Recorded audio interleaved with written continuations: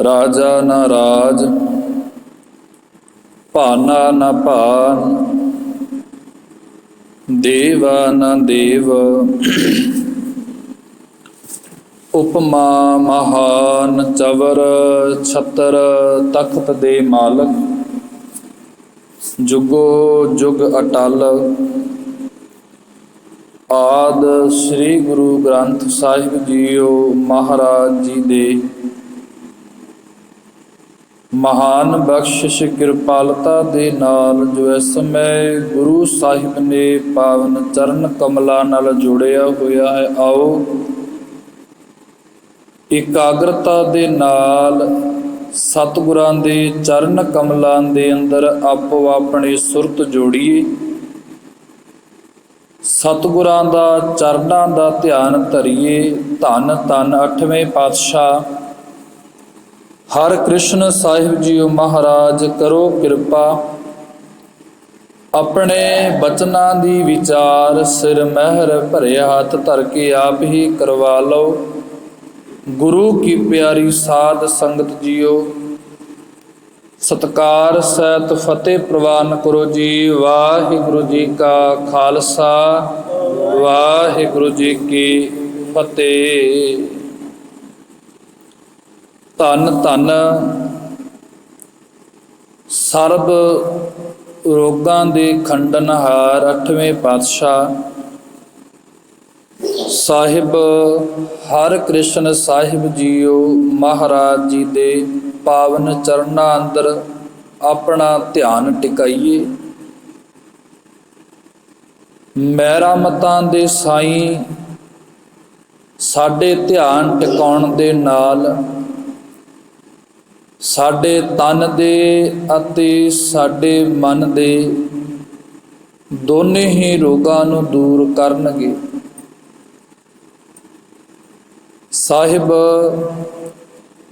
हर कृष्ण साहिब विराजमाने किरतपुर दी धरती ते वड्डे भराता नूं जदों पता लगा मेरा छोटा वीर तख्त दा मालक बन आ बैठा है,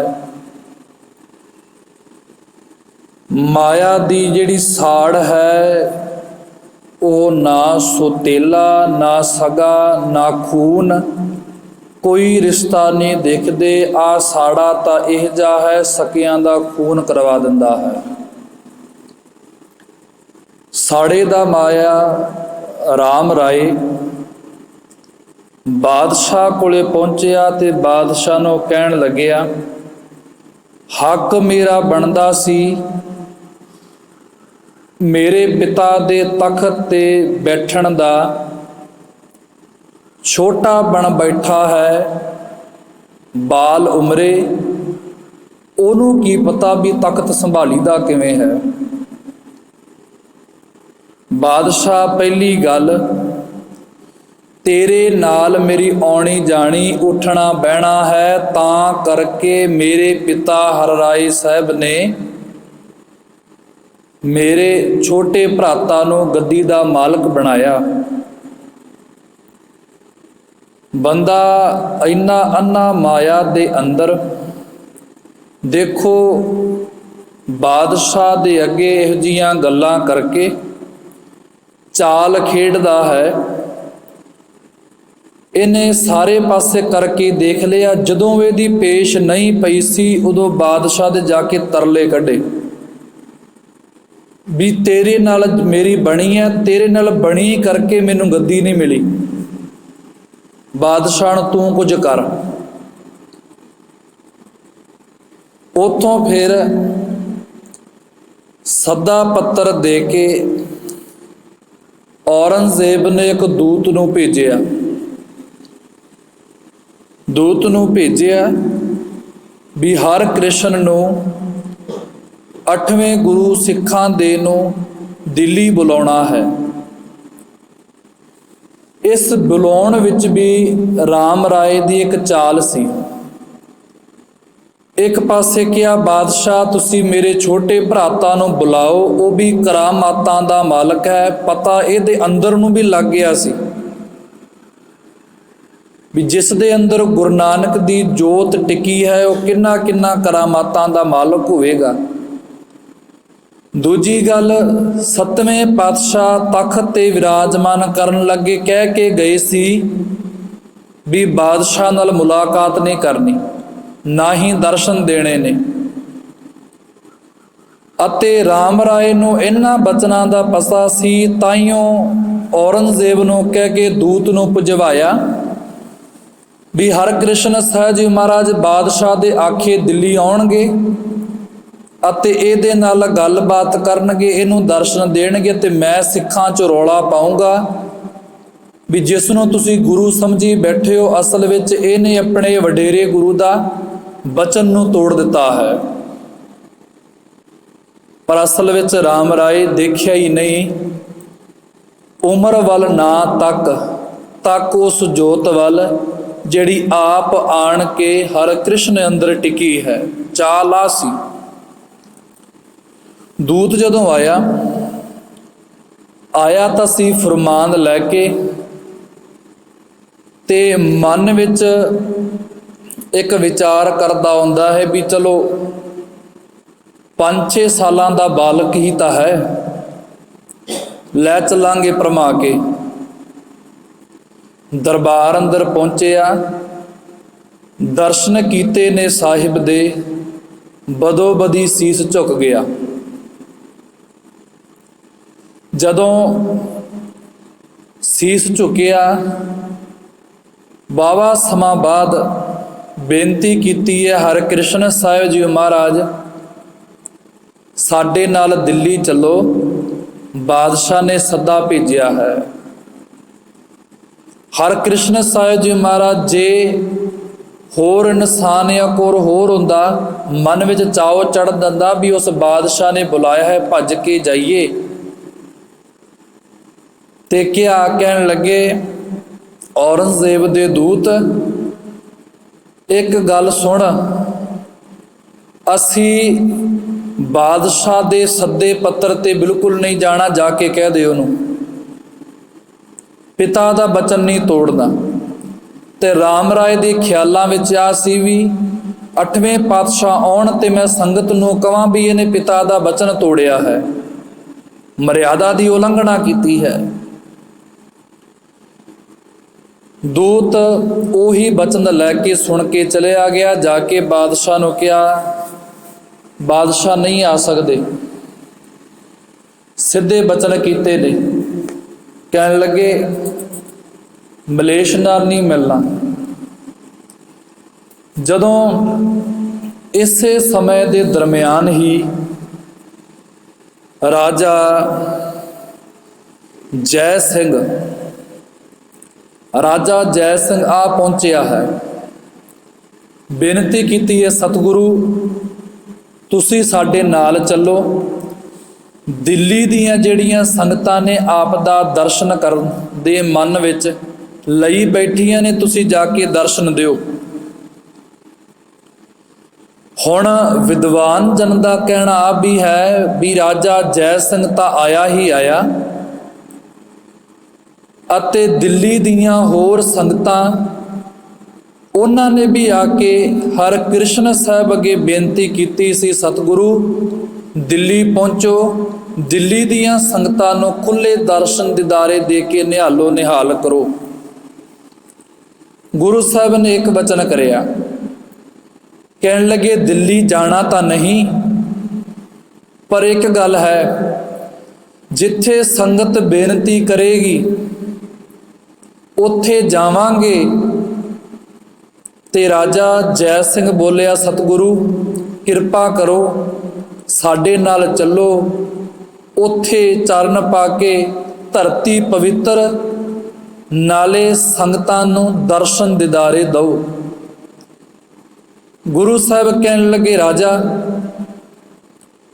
ਅੱਜ ਇੱਕ ਬਚਨ ਦੇ। ਕਹਿਣ ਲੱਗੇ, ਗੁਰੂ ਸਾਹਿਬ ਜੀ ਹੁਕਮ ਕਰੋ। ਬਚਨ ਆ ਹੈ, ਚੱਲਾਂਗੇ ਦਿੱਲੀ ਜ਼ਰੂਰ, ਪਰ ਇੱਥੇ ਬਚਨ ਦੇ, ਨਾ ਹੀ ਅਸੀਂ ਉਸ ਬਾਦਸ਼ਾਹ ਨੂੰ ਦਰਸ਼ਨ ਦੇਣੇ ਨੇ ਤੇ ਨਾ ਹੀ ਉਹਦੇ ਨਾਲ ਕੋਈ ਗੱਲਬਾਤ ਕਰਨੀ ਹੈ। ਅਸੀਂ ਦਰਸ਼ਨ ਨਹੀਂ ਦੇਣੇ ਉਸ ਨੂੰ, ਸਾਡੇ ਪਿਤਾ ਦਾ ਹੁਕਮ ਹੈ। ਤੇ ਰਾਜਾ ਜੈ ਸਿੰਘ ਨੇ ਬਚਨ ਕੀਤਾ, ਸਤਿਗੁਰੂ ਜੀ ਬਚਨ ਹੈ ਤੁਹਾਡੇ ਦਰਸ਼ਨ ਨਾ ਕਰਵਾਵਾਂਗਾ ਬਾਦਸ਼ਾਹ ਨੂੰ, ਤੁਸੀਂ ਸਾਡੇ ਮਹਿਲਾਂ ਅੰਦਰ ਰਹਿਣਾ, ਸਾਡੇ ਘਰ ਰਹਿਣਾ ਹੈ। ਜਿਨ੍ਹਾਂ ਸੰਗਤਾਂ ਨੇ ਦਰਸ਼ਨ ਕਰਨੇ ਹੋਣਗੇ ਉਹ ਆਣ ਆਪ ਚੱਲ ਕੇ ਮੇਰੇ ਘਰ ਮੇਰੇ ਮਹਿਲ ਦੇ ਅੰਦਰ ਦਰਸ਼ਨ ਕਰਨਗੇ। ਗੁਰੂ ਸਾਹਿਬ ਨੇ ਬੇਨਤੀ ਪ੍ਰਵਾਨ ਕਰਕੇ ਚੱਲੇ ਨੇ। ਚੱਲੇ ਅੱਜ ਹਰਿਕ੍ਰਿਸ਼ਨ ਸਾਹਿਬ ਜੀ ਮਹਾਰਾਜ। ਪਤਾ ਹੈ ਵੀ ਜਿਸ ਸਰੀਰ ਦੇ ਨਾਲ ਮੈਂ ਕੀਰਤਪੁਰ ਤੋਂ ਚੱਲਿਆ ਹਾਂ, ਆ ਸਰੀਰ ਦੇ ਵਿੱਚ ਫਿਰ ਮੁੜ ਕੇ ਕੀਰਤਪੁਰ ਨਹੀਂ ਆਇਆ ਜਾਵੇਗਾ। ਸ਼੍ਰੀ ਹਰਿਕ੍ਰਿਸ਼ਨ ਧਿਆਈ ਹੈ, ਜਿਸ ਡਿਠੈ ਸਭ ਦੁੱਖ ਜਾਏ। ਹਰਿਕ੍ਰਿਸ਼ਨ ਸਾਹਿਬ ਜੀ ਮਹਾਰਾਜ ਪਹੁੰਚੇ ਰੋਪੜ ਦੇ ਲਾਗੇ। ਉਧਰੋਂ ਕਾਬਲ, ਕੰਧਾਰ, ਇਹਨਾਂ ਦੀਆਂ ਸੰਗਤਾਂ, ਬਜ਼ੁਰਗ, ਨੌਜਵਾਨ, ਮਾਈਆਂ, ਬੀਬੀਆਂ, ਬੱਚੇ ਸਾਰੇ ਹੀ ਦਰਸ਼ਨ ਕਰਨ ਨੂੰ ਕੀਰਤਪੁਰ ਪਹੁੰਚੇ। ਪਤਾ ਲੱਗਿਆ ਵੀ ਪਾਤਸ਼ਾਹ ਦਿੱਲੀ ਵੱਲ ਨੂੰ ਨਿਕਲੇ ਨੇ ਤੇ ਗੁਰੂ ਸਾਹਿਬ ਦੇ ਪਿੱਛੇ ਪਿੱਛੇ ਰੋਪੜ ਤੱਕ ਆਏ। ਰੋਪੜ ਦੇ ਲਾਗੇ ਗੁਰੂ ਸਾਹਿਬ ਨੇ ਦਰਸ਼ਨ ਦੇ ਕੇ ਇਹਨਾਂ ਸੰਗਤਾਂ ਨੂੰ ਨਿਹਾਲ ਕਰਦੇ ਹੋਇਆਂ ਕਿਹਾ, ਤੁਸੀਂ ਹੁਣ ਪਿੱਛਾਂ ਘਰੇ ਨੂੰ ਚਲੇ ਜਾਓ। ਹੋਰ ਵੀ ਸੰਗਤ ਨਾਲ ਸੀ, ਉਹਨਾਂ ਨੂੰ ਵੀ ਕਿਹਾ ਤੁਸੀਂ ਚਲੇ ਜਾਓ, ਅੱਗੇ ਅਸੀਂ ਆਪੇ ਚਲੇ ਜਾਵਾਂਗੇ। ਸਿੱਖ ਨਾਲ ਸੀ, ਸੰਗਤ ਹੋਰ ਵੀ ਨਾਲ ਸੀ ਜਾਣ ਵਾਲੀ। ਗੁਰੂ ਸਾਹਿਬ ਦੀ ਉੱਥੋਂ ਪੜਾ ਕਰਦੇ ਕਰਦੇ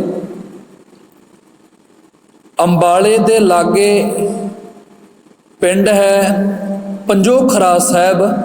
ਪਹਿਲਾਂ ਕੇਵਲ ਪੰਜੋਖਰਾ ਸੀ। ਪਿੰਡ ਪੰਜੋਖਰੇ ਰੁਕੇ ਨੇ।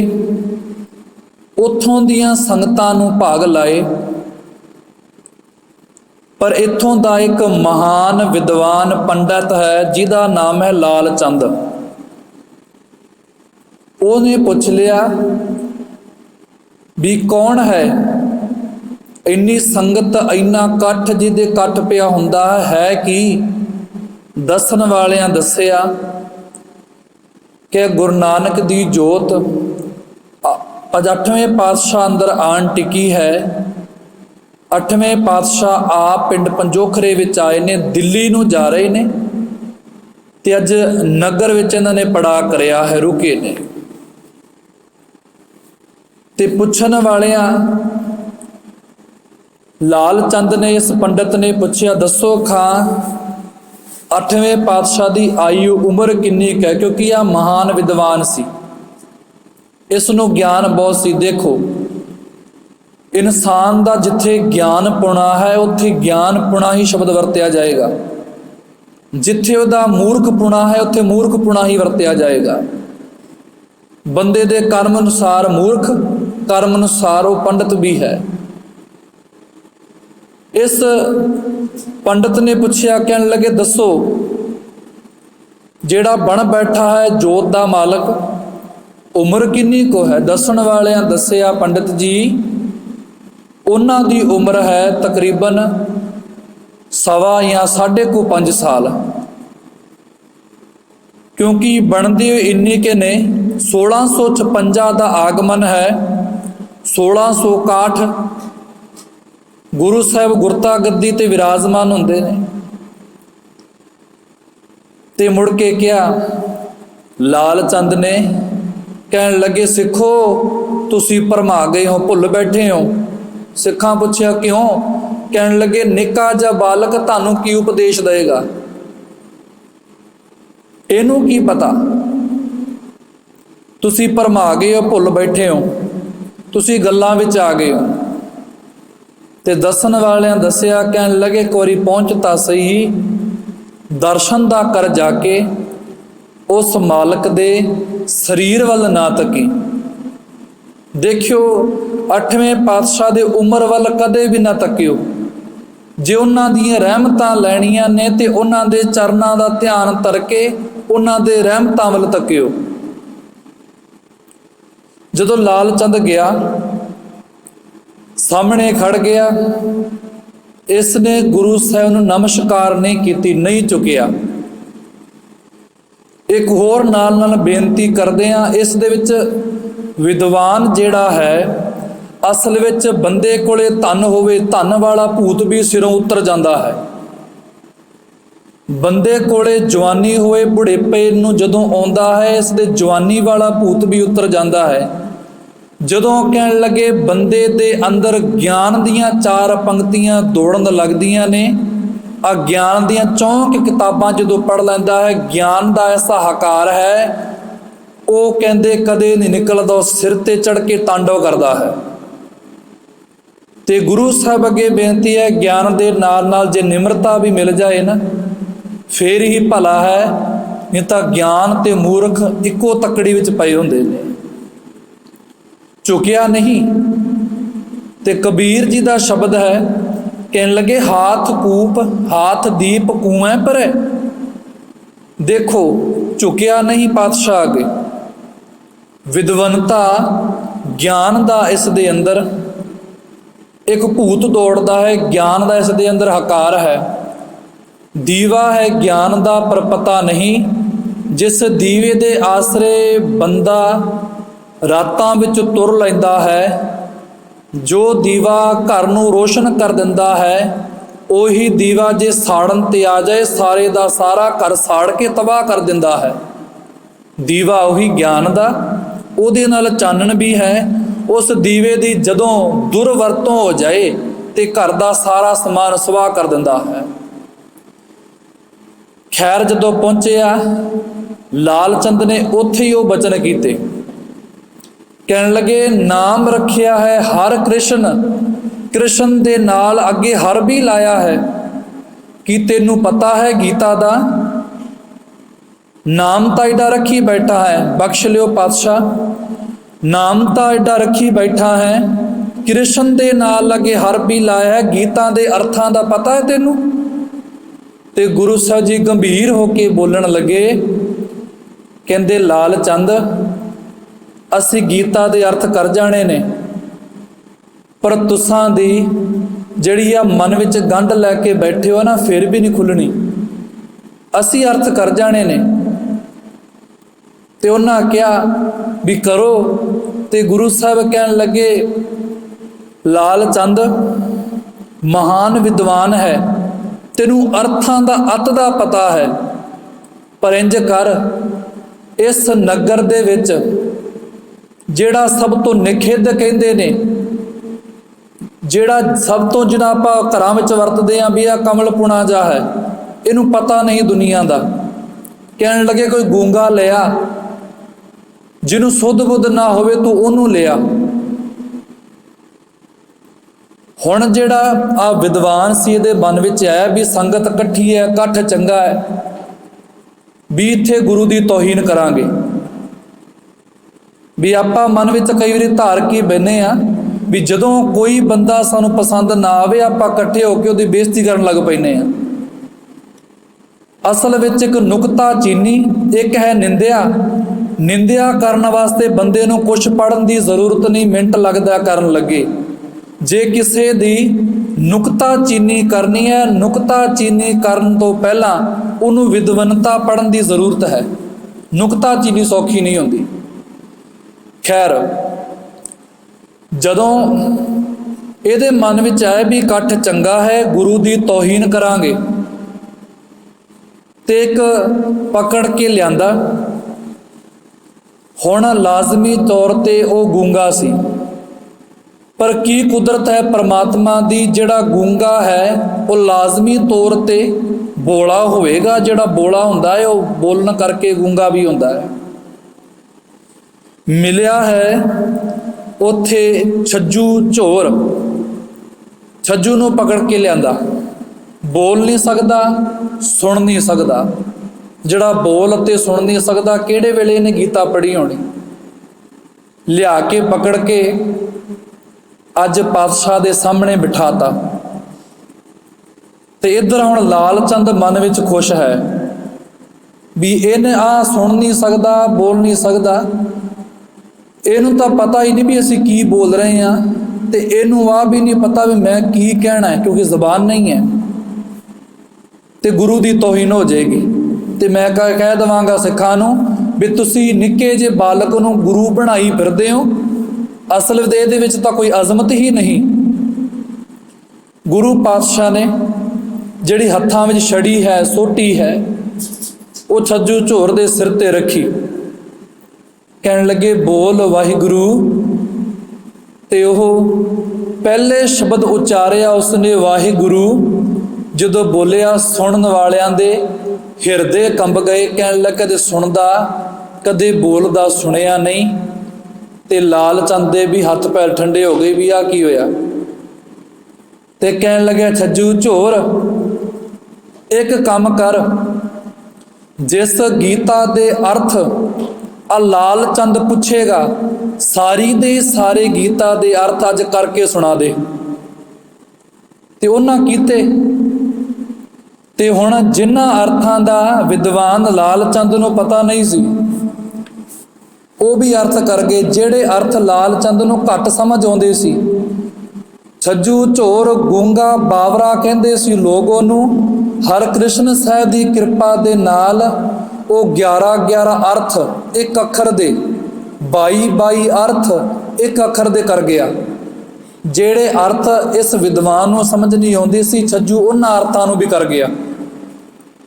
ਵਿਚਾਰ ਸ਼ੁਰੂ ਕਰਨ ਵੇਲੇ ਆਪਾਂ ਇੱਕ ਸ਼ਬਦ ਪੜ੍ਹਿਆ, ਜੋ ਸੀ ਰਾਜਾ ਸਰਮ ਮਿਤ ਨਹੀਂ ਜਾਨੀ, ਤੇਰੀ ਤੇਰੀ ਸੰਤਨ ਕੀਓ ਚੇਰੀ, ਹਸਤੋ ਜਾਏ ਸਰੋਵਤ ਆਵੇ। ਪਰਮਾਤਮਾ ਇਹੋ ਜਿਹੀ ਖੇਡ ਵਰਤੋਨਾ ਹੈ, ਜਿਹੜਾ ਹੱਸਦਾ ਜਾਣਾ ਹੈ, ਇਹੋ ਜਿਹੀ ਖੇਡ ਵਰਤਦੀ ਹੈ। ਕਈ ਵਾਰੀ ਉਹ ਬੰਦਾ ਰੋਂਦਾ ਆਉਂਦਾ ਹੈ, ਕਈ ਵਾਰੀ ਤੂੰ ਖੇਡ ਵਰਤੋਨਾ ਰੋਂਦਾ ਜਾਂਦਾ ਹੈ। ਤੇਰੀ ਖੇਡ ਹੀ ਐਸੀ, ਉਹ ਹੱਸਦਾ ਆਉਂਦਾ ਹੈ। ਤੇਰੀ ਖੇਡ ਹੀ ਐਸੀ ਹੈ। ਪਰਮਾਤਮਾ ਬੰਦਾ ਵਸਿਆ ਹੋਇਆ ਜਾਂਦਾ, ਇਹੋ ਜਿਹਾ ਕੰਮ ਹੁੰਦਾ, ਉਹਦੇ ਨਾਲ ਉਹ ਉੱਜੜ ਕੇ ਘਰੇ ਆ ਜਾਂਦਾ ਹੈ। ਕਈ ਵਾਰੀ ਉੱਜੜਿਆ ਨਿਕਲਦਾ ਹੈ ਤੇ ਵਸਿਆ ਹੋਇਆ ਘਰੇ ਆ ਜਾਂਦਾ ਹੈ। ਤੇ ਰਹਿੰਦੀ ਗੱਲ ਪਰਮਾਤਮਾ ਜੀ, ਅੱਜ ਉਹ ਪੰਕਤੀ ਵਾਕਈ ਕਬੀਰ ਜੀ ਦੀ ਟੁੱਕ ਰਹੀ ਸੀ, ਜੋ ਸੀ ਖਲ ਮੂਰਤ ਤੇ ਪੰਡਤ ਕਰਬੋ, ਪੰਡਤ ਤੇ ਮੁਗਧਾਰੀ। ਕਹਿਣ ਲੱਗੇ ਅੱਜ ਪਾਤਸ਼ਾਹ ਨੇ ਵਾਕਈ ਉਹ ਪੰਕਤੀ ਦੇ ਖਰੇ ਉਤਰੇ ਨੇ। ਖਲ ਮੂਰਤ ਤੇ ਪੰਡਤ ਕਰਬੋ, ਪੰਡਤ ਤੇ ਮੁਗਧਾਰੀ ਅਰਥ ਕਰਵਾਏ ਨੇ।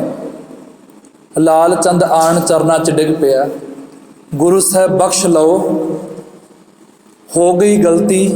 ਗੁਰੂ ਸਾਹਿਬ ਕਹਿਣ ਲੱਗੇ ਕਦੇ ਵਿਦਵਨਤਾ ਦਾ ਮਾਨ ਨਾ ਕਰੀ, ਪਰ ਦੇਖੋ ਸਿੱਖੋ, ਗੁਰੂ ਨਾਨਕ ਦੀ ਜੋਤ ਦੀ ਕਿਰਪਾ ਦੇ ਨਾਲ ਇੱਥੇ ਗੂੰਗੇ ਬਾਵਰੇ ਵੀ ਗੀਤਾ ਦੇ ਅਰਥ ਕਰ ਜਾਂਦੇ ਨੇ।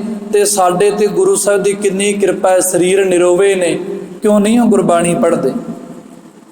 ਪੰਜਵੇਂ ਪਾਤਸ਼ਾਹ ਨੇ ਇੱਕ ਬਚਨ ਕੀਤਾ, ਕਹਿਣ ਲੱਗੇ ਤੇਰੀ ਕਿਰਪਾ ਹੋ ਜਾਏ ਨਾ, ਮੱਛਰ ਕਿੱਡਾ ਕਹਿ, ਇਨਸਾਨ ਮਿੰਟ 'ਚ ਮਸਲ ਦਿੰਦਾ ਹੈ। ਤੇ ਕੀੜੀ ਜਿਹੜੀ ਰੇਤੇ ਤੇ ਪੂਰਨ ਤਰੀਕੇ ਨਾਲ ਚੱਲ ਨਹੀਂ ਸਕਦੀ, ਉਹ ਕਹਿਣ ਲੱਗੇ ਚਿੱਕੜ ਵੀ ਪਾਰ ਕਰ ਸਕਦੀ ਹੈ। ਜਿਹੜੇ ਮੱਛਰ ਨੂੰ ਇਨਸਾਨ ਮਸਲ ਦਿੰਦਾ ਹੈ, ਉਹ ਮੱਛਰ ਇਸ ਤੇ ਕਿਰਪਾ ਹੋ ਜਾਏ ਕਿ ਪਹਾੜ ਨੂੰ ਤੋੜ ਦਿੰਦਾ ਹੈ। ਤੇ ਜਿਹੜਾ ਅੱਤ ਦਾ ਪਿੰਗਲਾ ਦੁਨੀਆ ਵਾਲੇ ਕਹਿੰਦੇ ਨੇ ਤੁਰ ਨਹੀਂ ਸਕਦਾ ਚੱਜ ਦੇ ਨਾਲ, ਉਹ ਪਹਾੜਾਂ ਤੇ ਚੜ ਜਾਂਦਾ ਹੈ, ਉਹ ਇਸ ਸਮੁੰਦਰ ਨੂੰ ਲੰਘ ਜਾਂਦਾ ਹੈ। ਸ਼ਬਦ ਸੀ ਮਸਕੰ ਪਗਨੰਤ ਸੈਲੰ ਕਰਦਮੰ ਤਰੰਤ ਪਪੀਲ ਕਹੇ, ਸਾਗਰੰ ਲਗੰਤ ਪਿੰਗੰ ਤਮ ਪ੍ਰਗਾਸ ਅੰਧ ਕਹੇ। ਤੇਰੀ ਕਿਰਪਾ ਦੇ ਨਾਲ ਸਾਧ ਸੰਗੇਣ ਸਿਮਰੰਤ ਗੋਬਿੰਦ ਸਰਣ, ਨਾਨਕ ਹਰ ਹਰ ਹਰੇ।